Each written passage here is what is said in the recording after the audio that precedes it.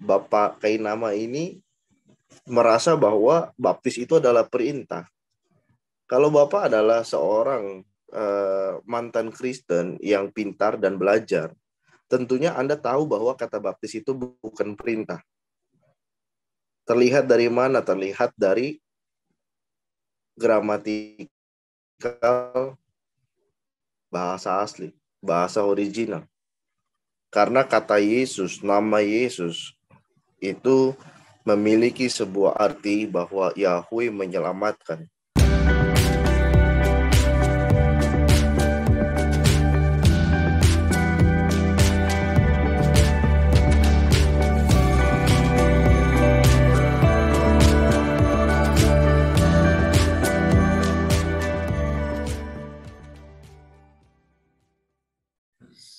Shalom saudara, berjumpa kembali dalam Bincang Teologia.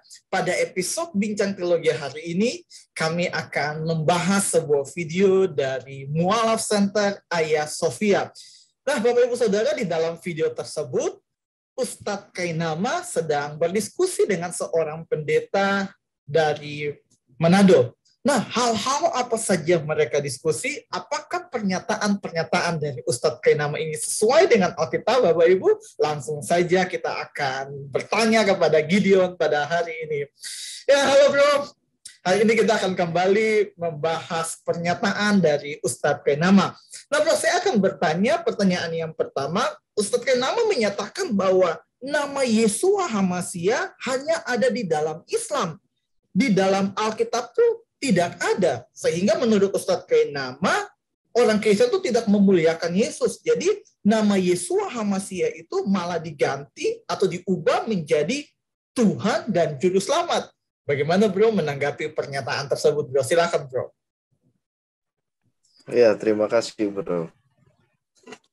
Mudahnya gini lah, tunjukkan sama saya di mana ada tulisan Yeshua HaMashiach. HaMashiach itu artinya yang diurapi, ya, dalam bahasa Yunaninya dituliskan Kristus. Juga Yeshua dituliskan dalam bahasa Ibrani adalah Yesus. Ya, pertanyaan saya, kenapa nggak ada di dalam Alkitab? Jelas ada di dalam Alkitab. Hanya saja kalau Anda mau cari di Perjanjian Lama, Anda perlu memahami sistematika. Karena kata Yesus, nama Yesus, itu memiliki sebuah arti bahwa Yahweh menyelamatkan. Nah, di dalam sistematika perjalanan yang Tuhan nyatakan kepada manusia, keselamatan yang Tuhan lakukan ini, itu bukan berdasarkan kemauan manusia secara instan. Tetapi harus dipahami bahwa ketika Tuhan menyatakan janji keselamatan, itu proses nanti. Supaya apa? Supaya manusia dapat memahami, supaya manusia dapat mengerti tentang keselamatan. Kalau saja Tuhan menyelamatkan secara instan, maka sampai sekarang manusia bukan seperti manusia. Manusia menjadi robot karena menerima sesuatu yang tidak ada proses. Sementara manusia ditempatkan di dalam kehidupan ruang dan waktu yang ada proses. Mungkin nggak Tuhan menyalahkan keadaan atau Tuhan menyalahkan apa yang telah Dia rancangkan untuk kita? Kan nggak mungkin. Ya harus dipahami itu. Ya kalau tidak mengerti kenapa di Perjanjian Lama tidak ada ditulis nama Yesus Kristus, ya perlu Anda pelajari sistematikanya dulu.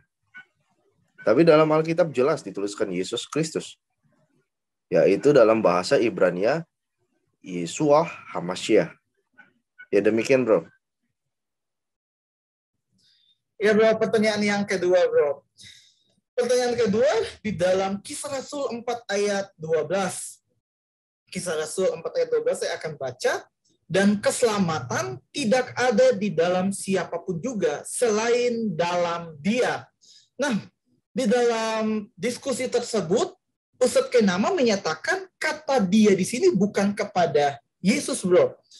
Dan Ustadz Kainama menyatakan bahwa sebab kata Dia dalam bahasa Hebrew adalah Adonai. Dan Adonai ini adalah Tuhannya Yesus. Bagaimana bro menanggapi pernyataan tersebut bro?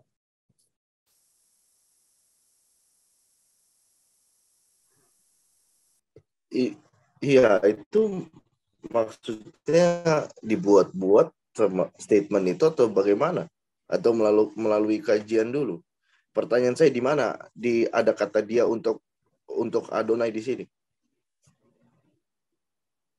Nggak ada. Yuk kita baca sama-sama di dalam Kisah Rasul 4 ayat 10 sampai yang ke-12. Kisah Rasul 4 ayat yang ke-10 sampai ke-12. Maka ketahuilah oleh kamu sekalian dan oleh seluruh umat Israel bahwa dalam nama Yesus Kristus orang Nazaret yang telah kamu salibkan, tetapi yang telah dibangkitkan Allah dari antara orang mati, bahwa oleh kapan kamu, Yesus adalah batu yang dibuang oleh tukang-tukang bangunan, yaitu kamu sendiri, namun ia telah menjadi penjuru. Dan keselamatan tidak ada di dalam siapapun juga selain di dalam Dia. Sebab di bawah kolong langit ini tidak ada nama lain yang diberikan kepada manusia yang olehnya kita dapat diselamatkan. Jadi kita harus memahami di sini kata Dia sudah sangat jelas untuk kepada Yesus, nama Yesus. Karena kalau kita melihat juga di dalam bahasa asli itu, saya mau cari di mana ada kata dia dengan Elohim itu, Adonai. Tidak ada. Apa dipaksakan untuk ini bukan untuk Yesus? Jelas sekali penulisan ini untuk Yesus. Dan memang original teks dari Perjanjian Baru dituliskan di dalam bahasa Yunani. Itu kan jelas. Loh kok dipaksakan untuk dalam bahasa Ibrani? Udah gitu, sudah begitu dipaksakan dan tidak ada buktinya. Tidak ada tulisannya pula. Jadi ini sangat membingungkan untuk saya. Ya, jadi demikian bro. Jelas sudah ada. Tidak usah dipertanyakan itu. Sudah ada kok. Sudah jelas sekali. Statement itu ya statement yang memaksakan dan cocok logi dan ya saya tidak tahu berkata-kata apa lagi lah. Demikian bro. Pertanyaan yang ketiga, bro. Maksudnya nama juga menyatakan bahwa tidak pernah ada perintah untuk membaptis. Sebab Matius 28 ayat 19, menurut Benedictus Paus 16, ayat ini merupakan catatan kaki yang dimasukkan ke dalam ayat Alkitab.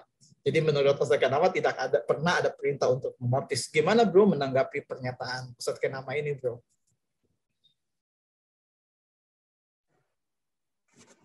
Iya, silakan Anda melihat bukti-bukti manuskrip ya Perjanjian Baru dari pertama-tama sampai seterusnya sampai sekarang perjalanan itu. Pertanyaan saya, jika Anda benar-benar sudah mengkaji, yakin Anda bahwa Matius 28 ayat 19 adalah catatan kaki? Memang kebiasaan orang zaman dulu seperti kebiasaan kita zaman sekarang. Ketika menuliskan sesuatu dan kita sembari belajar ya, sambil belajar, kita akan membuat catatan-catatan. Memang itu seringkali terjadi di dalam manuskrip-manuskrip. Hanya jelas sekali bahwa yang namanya catatan itu, yang disalin, catatan yang dicatatkan oleh orang lain, ya kopian gitu ya, itu memiliki banyak penjelasan-penjelasan dan ada ayatnya full.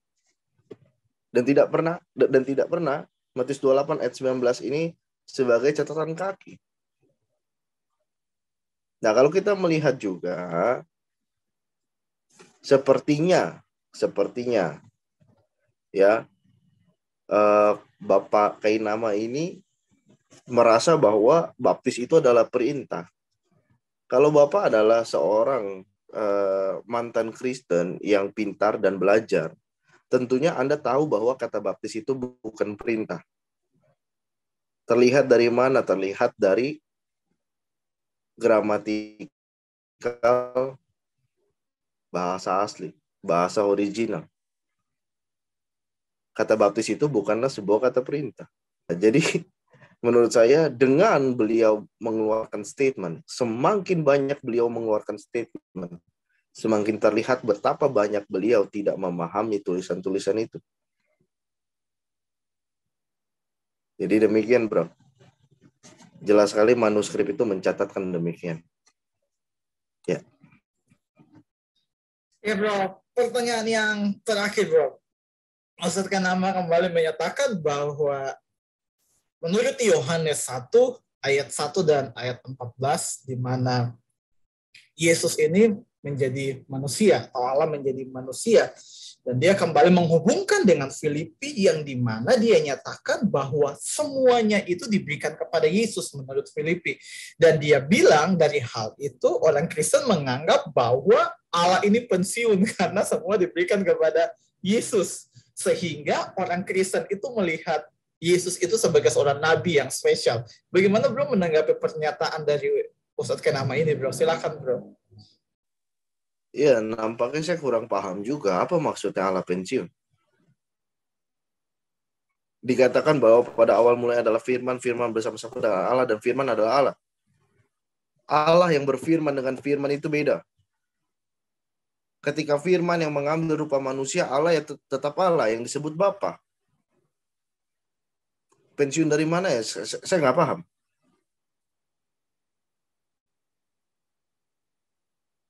Saya jadi mempertanyakan apakah Anda benar-benar orang Kristen benar dulu. Sehingga Anda tidak bisa memahami dan membedakan antara Allah dengan firman yang difirmankan oleh Allah. Selanjutnya, di dalam Filipi, memang di semua diserahkan kepada Yesus. Kenapa?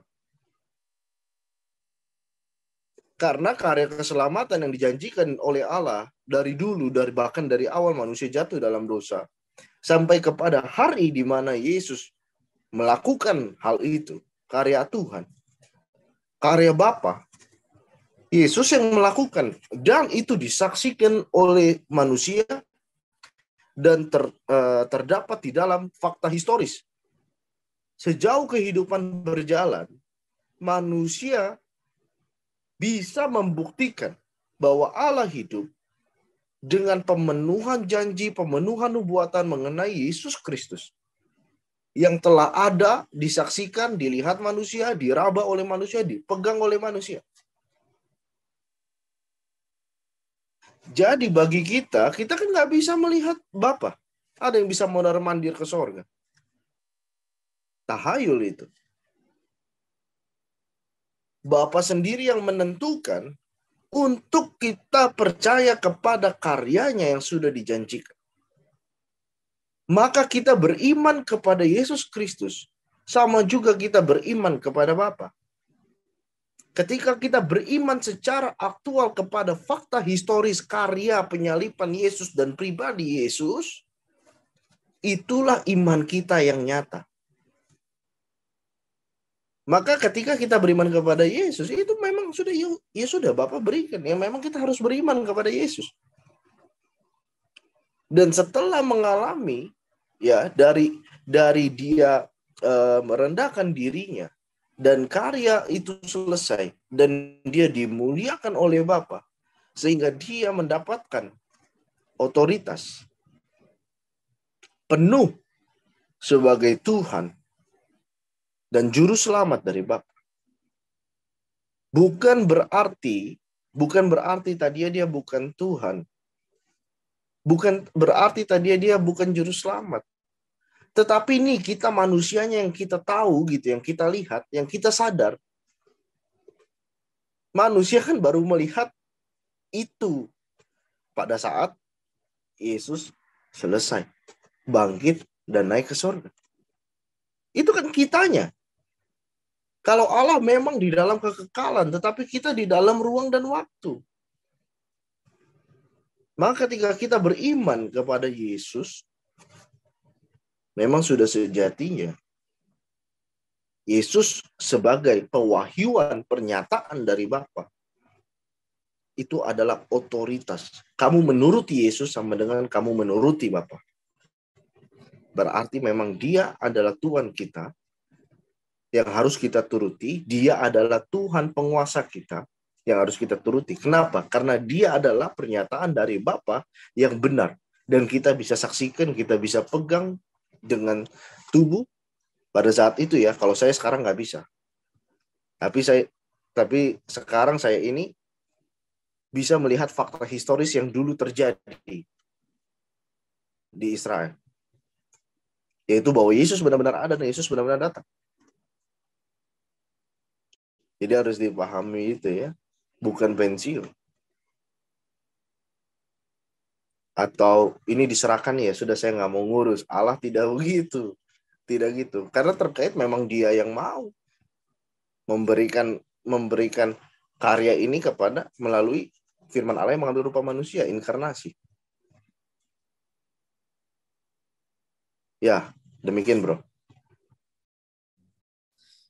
Ya, thank you bro sudah menjawab setiap pertanyaan pada hari ini. Dan sebelum kita menutup video ini bro, saya minta bro menanggapi ini bro. Yang dimana dalam video tersebut bro, lawan bicara dari pendeta Kainama ini, Ustadz Kainama ini adalah seorang pendeta yang merupakan master teologia. Dan yang saya pertanyakan adalah kenapa dia tidak bisa membantah pernyataan-pernyataan Ustadz Kainama.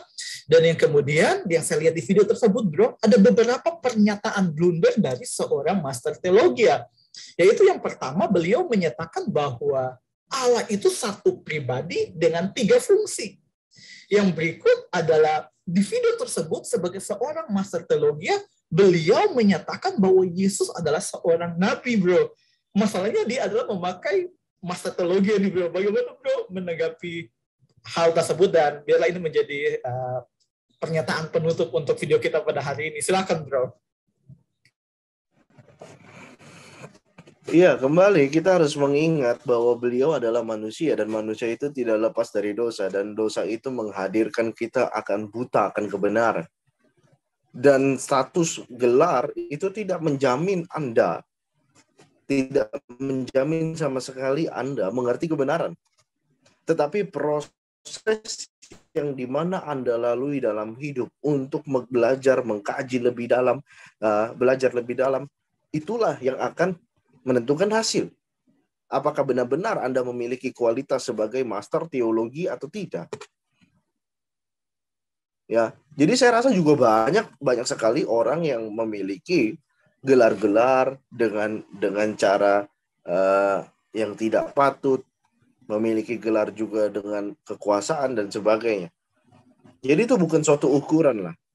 Itu bukan suatu ukuran bagi kita bahwa orang itu mengerti kebenaran. Dan ketika Ustadz Kainama berdebat dengan dia atau berdiskusi dengan dia, lalu Ustadz Kainama bisa membungkam dia, bukan berarti Kristen yang kalah atau Kristen yang tidak bisa menjelaskan Alkitab, tidak.